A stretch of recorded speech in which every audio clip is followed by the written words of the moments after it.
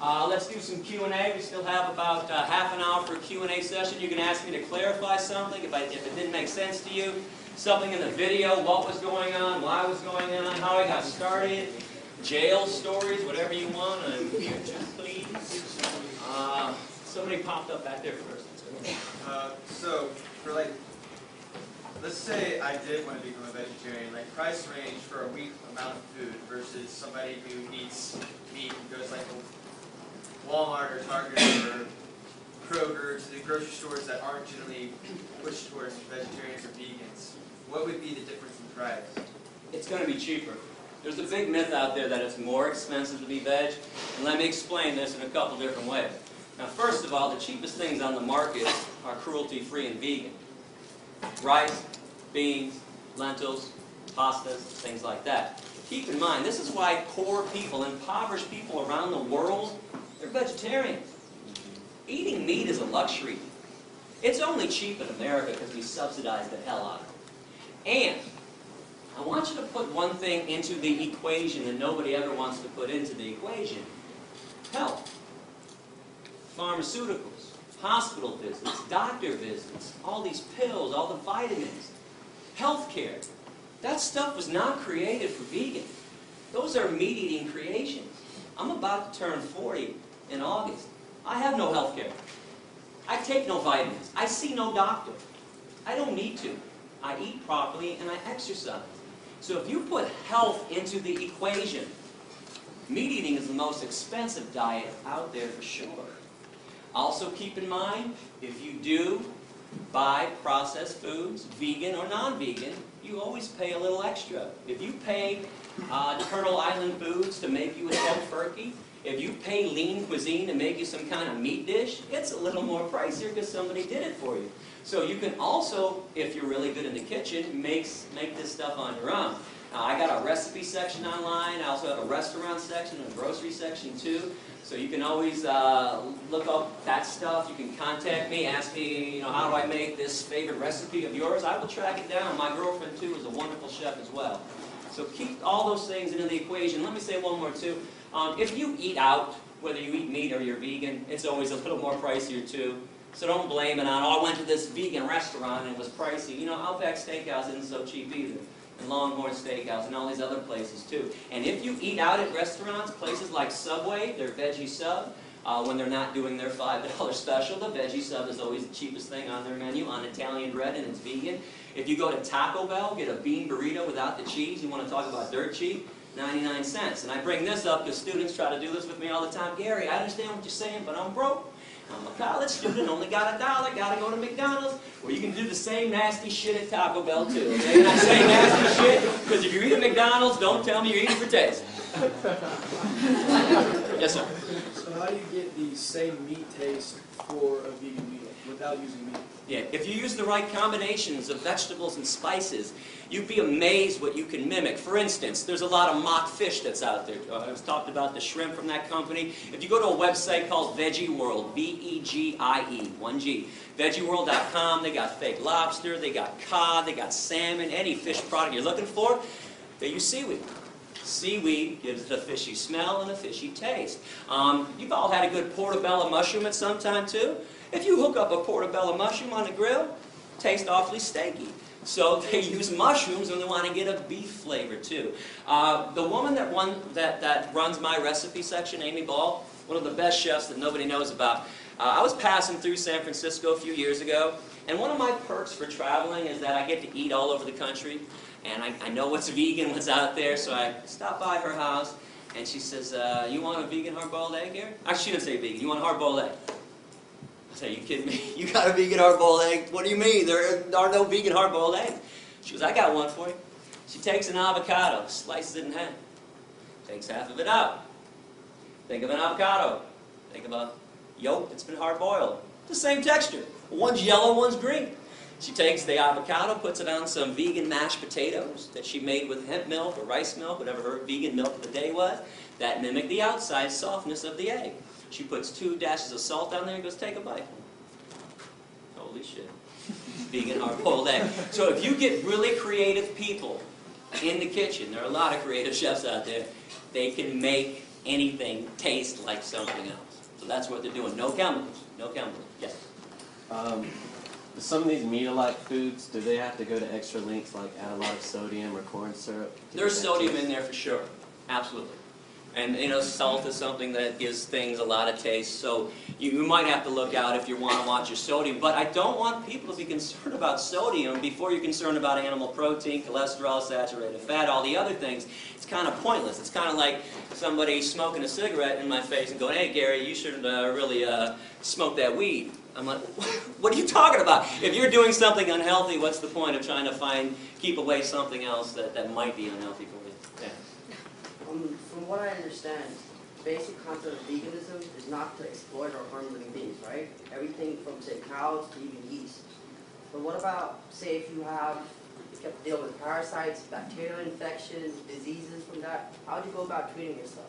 Yeah, self-defense is an acceptable form of protecting yourself. That's understandable, but say as a doctor in your profession, you have to go in there and you have to kill living beings. Kill what, bacteria? Yeah. So are you founder of People for the Ethical Treatment of Bacteria? The only thing that bothers me when this is brought up is that you want to equate cows in the same level as parasites Oh and no, bacteria. I'm equating bacteria and yeast together. Okay, but do bacteria harm you most of the time? When they do, they're harmful. You have a right to defend yourself and kill something that's harming you. Now let me explain this in a different way. If you and I were walking through the woods and a bear attacked you and jumped on you, do you really think I'd be like, huh, too bad, I'm vegan, man. Okay, I would beat the shit, or try to beat the shit out of the bear and get him off you. It's a self-defense. You were attacked. But if some human jumped on you for no reason, I'd also protect you too. If bacteria are killing you and destroying your body, you have a right to destroy the bacteria that's trying to destroy you. Keep in mind, cows do not attack us. Chickens have never attacked a human being in history. Something else I'm kind of curious about, how come we think we're better than chickens when we kill 35 to 40 billion chickens every year on this planet? We've been doing this for thousands of years. How is the murderer more special than the murdered? How is the oppressor better than the oppressed? We got this stuff backwards. We're not better than them. We're the ones attacking them. That makes us less important. That makes us worse. That makes us evil. Yes, sir. So, say the world population is at 8 billion now, and at least most of the United States is considered meat eaters, right? So, with only a certain portion of the world being devoted to farmland or places we can grow food, it just seems to me that if most of the world went vegan, then it would, I know your quote on the 65% of the grain goes to meat products, but how would we support ourselves without meat products, I guess is what I'm trying to say, or eggs, or... Easily and wonderfully. Let me throw out some other stats. 95% of soy in America, that's animal feed. 80% of corn in America, animal feed. 70% of oats in America, that's animal feed. If we ate the stuff directly, do you know that 1 acre of land can yield 30,000 pounds of carrots, 40,000 pounds of potatoes, and 50,000 pounds of tomatoes? 1 acre of land can only give you 250 pounds of meat. Okay, we would be using less land, destroying less habitat if we just ate crops directly. Please go to the environment section on my website or go to a website called earthsave.org. Everybody gets fed. Here, let me throw this out there. Do you know the world's largest Feed the Hungry organization is called Food for Life Global? Please look them up online. When I found out about this group that solely uses vegetarian and vegan food to feed people 2 million meals per day, I found out about them about 10 years ago. I also found the second largest group on the planet doing Feed the Hungry stuff is Plenty. Plenty.org is their website. Both are vegetarian groups. Now, I sent a letter to both presidents saying, oh my God, this is wonderful. Finally, somebody realized you don't have to harm animals to help people. I got letters back that were almost identical. They said something like this: it's not that we do this for ethical reasons. We don't want to argue with you. We don't want to debate you on that. We do this because it's cheaper, And we feed 20 to 30 times the amount of people when we use vegetarian food than when groups use meat. Another question, somebody up here, right there. I agree with you in the vegetables and fruit and all that stuff is really good for you, but I guess would say processed soy is bad for you because it causes the body to generate extra estrogen. Well, here's something interesting on that. If estrogen is people's concern about soy, meat and cow's milk have twice the amount of estrogen that's found in soy. But let me break this down for you. So the estrogen that's found in soy is a phytoestrogen, P-H-Y-T-O, plant-based. Phytoestrogens cause no harm to the human body whatsoever. It's animal estrogens that drive the body crazy. But I got some good news for you. If you're really concerned about eating soy, you don't want to do it, don't do it. Eating soy does not mean that you can't be vegan or not eating it. There's wheat meat, or just get down to the nuts and bolts of veganism. Go fruits and vegetables, lentils and beans, and things like that. So you don't have to make soy part of your diet. And if you want to go to my website, I hope you do. I got a brand new section about all the myths out there about soy. A lot of them are being spread by Mr. Michael Pollan, The Omnivore's Dilemma. And by the way, what the hell is the dilemma? Is being kind instead of cruel really problematic to people? Michael Pollan, by the way, is a hunter, is an unpaid spokesman for the meat and dairy industries. Please do not go listening to the Food Incorporated movie or to his Omnivore's Dilemma book. He's nothing but Ted Nugent light. I was just wondering if you only bought products made in the U.S. because you're advocating like cruelty-free, but then what about like cruelty to other people in sweatshops? Do you only buy American? Oh yeah, nowadays you can look at the tag, and it's from Hemptown. I buy my stuff from vegan companies that pay a fair wage, and yeah, I don't do the Target stuff anymore, the Kohl's or anything like that. There are a lot of other issues to be concerned about, and I'm glad that this is brought up. But let's keep in mind the main form of cruelty on the planet is what we do with the animals. But please get involved in other issues like avoiding sweatshops, trying to buy locally and all that stuff. Do you find that it's affordable to buy? You know, I got 3 of these shirts. I just ordered them. They were $9 each. And they were dirt cheap too. It's not as difficult as people think to live ethically.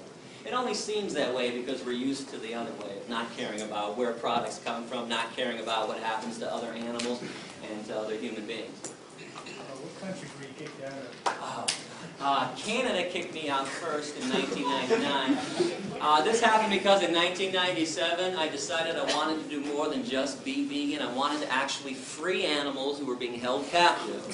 So I went to a mink concentration camp, a fur farm for animals, the Ebert's Fur Farm in Blenheim, Ontario. Now, I'm from Michigan, so Canada's right across, half an hour, 45 minutes away.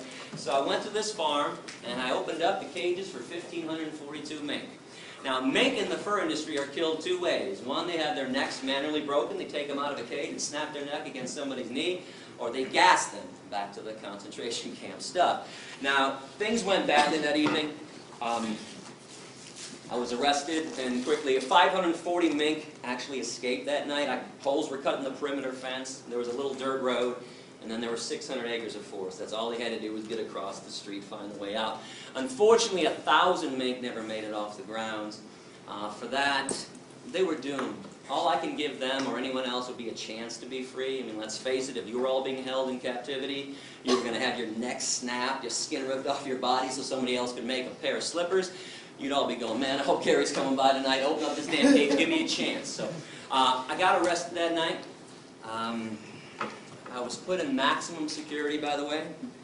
I was given a 6-month sentence. I did 77 days before they deported me and threw me out, made me persona non grata.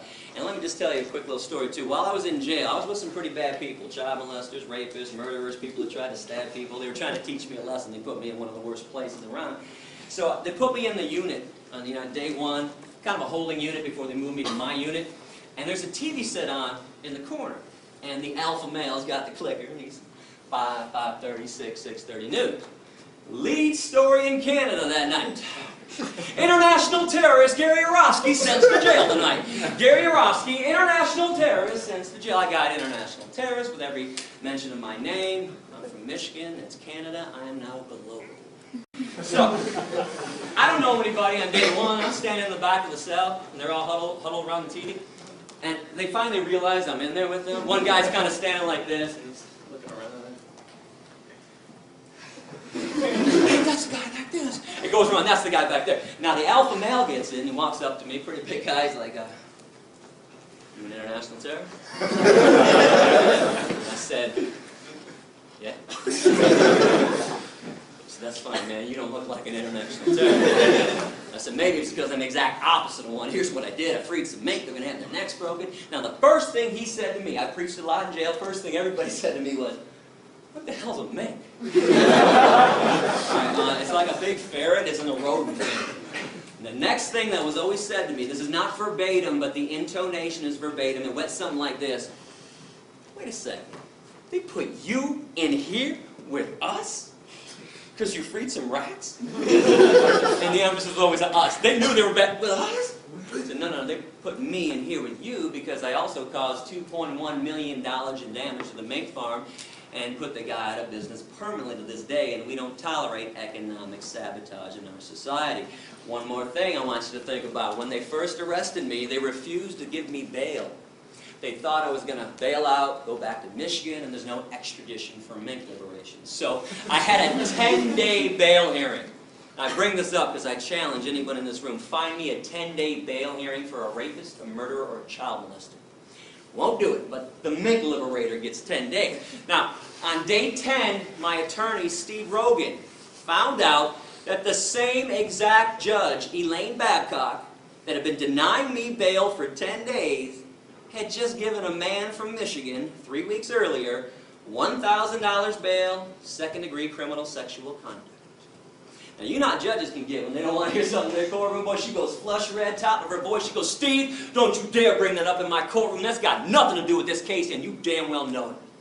Now, I'm sitting over in the defendant's box. I can't talk to my attorney now. He's pacing, but in my head I'm going, don't back down, don't back down, don't back down. So he's pacing and pacing. I'm like, come on, Steve. And 30 seconds later, he turns and he says, you know what, Your Honor? It's got everything to do with this case. My client tried to stop cruelty. And he wants to go to jail at this point and make a statement on behalf of the animals. You gave that guy from Michigan bail for sexually assaulting a woman, and you won't give my client bail? She looks at me for the first time in 10 days. And I was like, $10,000 bail. Now, agree or disagree with law breaking, and I hope you understand everybody that we all collectively admire. Dr. King, Gandhi, Rosa Parks, Henry David Thoreau, Jesus, we're all radical lawbreakers. Every single person on this planet that ever made substantive change was a radical lawbreaker. Even if for some reason you don't think that I should be breaking laws or that people should break laws, you can't tell me it should cost $1,000 to sexually assault a woman for bail and $10,000 to free some rats. Bottom line on this, sexually assaulting a woman doesn't affect the economy. And we just don't care about things that don't affect the root of all evil, money. Question? A, what got you started, and B, what's the tattoo?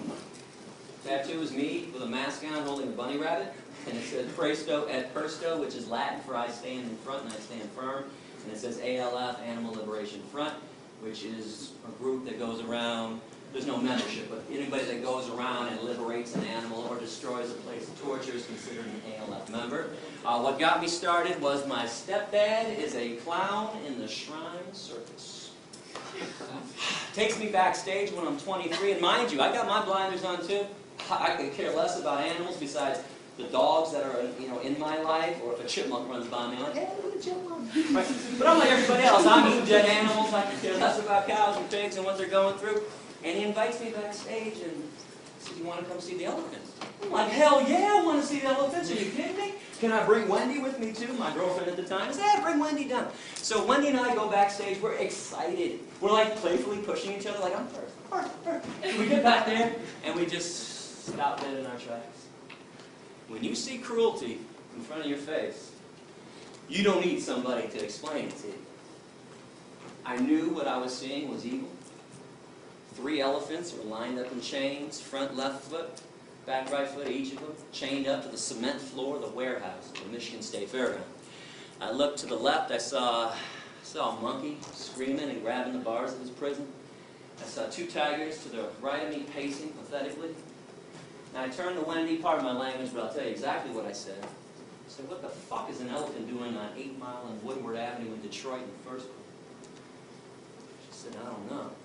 And we walked up face to face with these elephants. And if you pay attention to energy, and please don't think this is weird. We do this all the time, like with babies, with infants. They don't talk and communicate.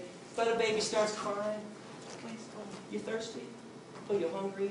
You need to be changed. You figure it out. Look at their eyes. Look at their movement. These elephants were swaying like this neurotically. Now, I'm no elephant expert, but I know that's not elephant behavior. I later found out that's a neurotic behavior every elephant gets in every circus because they're kept in chain. In the wild, elephants walk 20 to 50 miles a day. I looked into their eyes. I saw nothing but hopelessness and fear. And I knew something was wrong. So that got me thinking, where did my food come from? Where did my shoes come from? What really goes on in an animal research lab?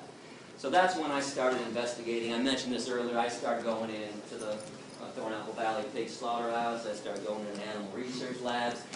And I fought it at first, like everybody does, like most people do. I didn't want to stop eating the animals. What else am I going to eat? Salads all day long?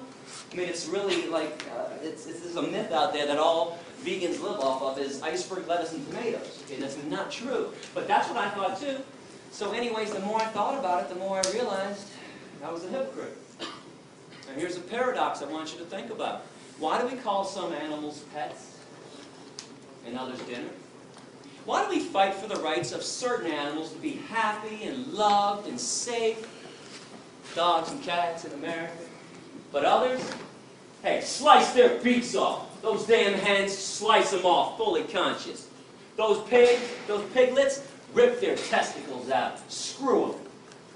There's a major hypocrisy going on. You can see the choice that I made. All I can ask you to do is put your head on your pillow every night knowing that you are not responsible for premeditated acts of cruelty. Again, the world is tough enough for us, and especially for the animals. Do we have to make it worse by eating them? There is no need in this day and age to be consuming any animal product whatsoever. It's time to let it go. So I noticed when I came in here that you were not a member of PETA. Why was that? Full disclosure, 2002 to 2005 in November, PETA funded my tour. I was never a PETA employee. I took money from them as a sponsor, independent contractor. I take money from anybody to do good things with it. I don't think it's wrong to take evil money and do good things with it. Now, PETA pulled their funding from me in November '05 because they told me that education isn't important. Really? It's the only thing that ever made the world a better place, was teaching somebody else about why they shouldn't discriminate and harm somebody else. But bottom line with PETA, the corporation that is PETA, with their corporate headquarters in Norfolk, Virginia, I'm a money taker and not a money maker. I told you during the speech, and I meant it, I have never once charged a school for a lecture. I've never once charged a professor to pay me to come to their classes. I've never once passed around a collection plate to students. I do not believe you should have to pay to learn about the truth. Now, PETA, it cost me about $64 grand a year to do this tour. 35 to 40 is to travel, hotels, rental cars, food, gas. It's not cheap to live on the road 7.5 months a year. I take the rest so I can just live and pay my own bills, which is meager. It's a meager salary that I get for doing this. But in the end, the accountants came into PETA's headquarters, Ingrid Newkirk's offices. She's the founder and president of PETA, and said, you know, we've given Gary 64 grand for 3 years. That's $192,000. We also gave him $20,000 to put his speeches on DVD that he gave out for free to the students when he was supposed to charge them $10. When I first got these DVDs, people would always come up and say, hey, Gary, I want to share this with my boyfriend, my girlfriend, my dad, my sister, whatever. And I'd be like, oh, great, I got some DVDs. They're $10. And nearly every student would say, I'm broke. I'm a student. What do you mean $10? I'm like, oh, okay, here you go. So I gave out at least 95%, if not more, of my DVDs. Well, PETA found out about that. They were pissed off, and I used to say, you guys make $25 million a year. You can't give out a couple thousand DVDs to people that are actually now begging to learn more about animal rights and veganism. So that, obviously ended our relationship when they pulled their funding from me. But something else, I always condemned PETA when I first started, while I took their money, and now that I don't take their money, I still condemn them. They exploit women. Their tactics are so ridiculous. They're always looking for a naked woman. Like Pam Anderson. They want to put Pam Anderson's boobs on billboards all the time. Now listen, I dig that Pam Anderson cares about animals, honestly. But her boobs don't make anybody go vegan. Now when I used to bring this up with Ingrid, she used to say, do you know how many people see those billboards than see your speech? I'm like, oh, it's not even close. Millions more. Are you telling me guys are walking through Times Square, New York City, there's Pam on a billboard, and they're going, holy shit, look at those tits. Let's get some tofu. There's no, listen, I understand why sex is used, why women are exploited to sell products. I don't like it. But if you tell guys, spray this on, and 12 women are going to tackle you in the hallway and have sex with you, boy, guys, or I'll give me some Axe, spray it all over me. You tell a guy, you're going to get laid if you buy a Harley, boy, guys want to go get a Harley. But you show Pam Anderson's boobs, nothing. In, out. Doesn't do anything. And there's a lot more horrible things going on in PETA. I actually have an essay on my website. If you click on other animal rights issues, I have an essay entitled What's Wrong with PETA and What's Wrong with the Humane Society of the U.S., which is nothing but an animal welfare group that doesn't want to see the free animals at all. You mentioned the pet thing earlier. How do you feel about if you have pets that are carnivores and feeding them meat? Bad idea. Now, let me preface this. I do not challenge anybody's love for their dog or cat. If you're a sane person, sane people who have dogs and cats treat them like family members, unlike Michael Vick. But you brought up a major problem with them. Now, number one is they're carnivores. Now, this means we have to enslave and kill more cows, pigs, chickens, turkeys, and fish to feed the dogs and cats that we like more than the cows and the pigs. Now, hear me on this. I don't care what carnivores do on their own in the wild. Couldn't care. I got the Planet Life series, Planet Earth series. I watched the National Geographic. I can watch a lion tear a zebra to pieces. It doesn't bother me. But we have no business killing on their behalf. And I'll explain this in a simple way. Who's got a cat? Somebody's got to have a cat in front of somebody? Did you ever go outside and kill birds for your cat? No, it brings them back. Thank you. Cat does it on his own. Nobody kills a bird for their cat, but you pay people at the slaughterhouse to kill birds for science diet, ions, and all the other pet food. Just like we pay people to kill chickens and pigs for us, because most people can't shove a knife into somebody else's throat. So, bad idea to have carnivorous pets. Now, good news, in this day and age, there's vegan dog food and cat food. Now, this being said, I am not here to turn your dogs and cats into vegan. I did not get kicked out of 5 countries. By the way, the other 4 countries somebody had were England, Northern Ireland, Wales, and Scotland. Even though I never set foot on their land ever, they preemptively threw me out because they didn't like my essays. But I did not get arrested 13 times to turn your dogs and cats into vegans. But if you knew what was in dog food and cat food, let me mention the other problem with having dogs and cats. We overbreed them. Every year we murder 5 to 10 million dogs and cats in our shelters every year. These are now slaughterhouses. So there needs to be a moratorium too until every cage is empty. But those 5 to 10 million dogs and cats in shelters that we kill every year, raise your hand if you think they end up in a landfill. Wrong.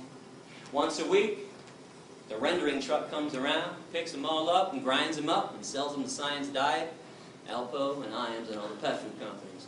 So we're making our dogs and cats cannibals, and they don't even eat real meat that they would normally eat. I never talked about chemicals in all the animals that people eat. This is for you too. This is just a whole nother issue on the side that I'm more focused about ethics and stuff. Okay, but they eat chemically laced meat. They eat what's left on the slaughterhouse floor, things that we don't eat. Every time there's a meat recall or a spinach recall for E. coli, you don't think that stuff ends up in landfills, do you? Science Diet, and Alpo, and Iams. So this is why the vegan food is better for them. Now I want to show you something real quick. Actually, I knew this was going to happen this summer. I have never shown this before, but My dog Rex passed away in 2004. He was 15 years old. And Rex was a vegan for the last 9 years of his life. Nature's Recipe vegan dog food formula. Don't tell me Rex doesn't look wonderful, because he does. Because when I traveled with him, and he came with me a lot on the road, I took him to vets when I had to. Every vet freaked out and said, "Oh my God, you can't make your dog a vegan, Gary, because you're a vegan, he's a carnivore." I'm like, "Go ahead, do some blood work on him." They'd all do blood work, call me 3 or 4 days later, say, "Mr. Yourofsky, all the vets from the back room right now, we are astonished. Your dog is in the most amazing health we've ever seen." I said, "Yeah, that's because my dog doesn't eat garbage." And when I say the garbage too, when I was at Thornapple Valley for 6 weeks, every day I saw a truck pull into the lot. The side of the truck said, "Meat not fit for human consumption." I watched the truck go into the alleyway every day, took 3 garbage bins and dumped them out. The garbage bins. Right off to the pet food companies. It wasn't hard to track that down. So this is why that vegan stuff is better. Now the vegan cat food, by the way, is not on the market. You've got to go online. I think vegancats.com or evolution.com. But vegan dog food is at every pet food store that I've seen. It's called Nature's Recipe. Question? Oh, I'm sorry. Actually, we're out of time. You know what? Thank you very much for listening. I appreciate it.